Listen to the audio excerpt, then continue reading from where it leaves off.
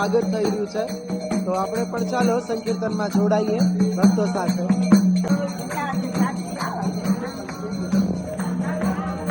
બધા જ પ્રભુજીને જોઈ રહ્યા છે, પ્રભુજીના સ્વાગત માટે બાળકો પણ ઉત્સાહિત થઈ રહ્યા છે. હરે કૃષ્ણ.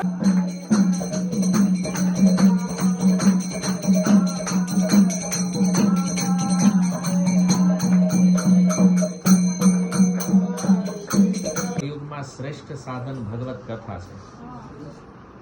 કથા વગર મન, સાધનો ઘણા બધા છે. આપણે જપ કરીએ છીએ, અર્ચન કરીએ છીએ, કીર્તન કરીએ છીએ, ઘણું બધું છે. પણ મનની શુદ્ધિ જેટલી કથાથી થાય, આટલી ઝડપી અને આટલી સારી રીતે અન્ય કોઈ સાધન કરી ન હોય.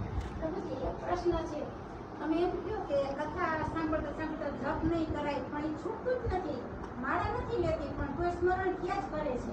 એ અપને આપ થાય એનો ઇસ્યુ નથી, આપણે નથી કરવાનો. હા, આપણે આપણે ક્યાં કરે.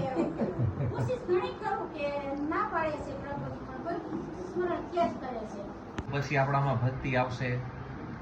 શ્રવણ ભક્તિ છે ને, નવદા ભક્તિમાં તો કથા જે સાંભળીએ છીએ ને, એ ટાઈમ વેસ્ટ નથી, એ જ ભક્તિ છે સાંભળવું. એ હા, એટલે તમારી 24 કલાક ભક્તિ થઈ રહી છે. તો તમે જેટલું સ્મરણ કરો છો, જેટલું સાંભળો છો,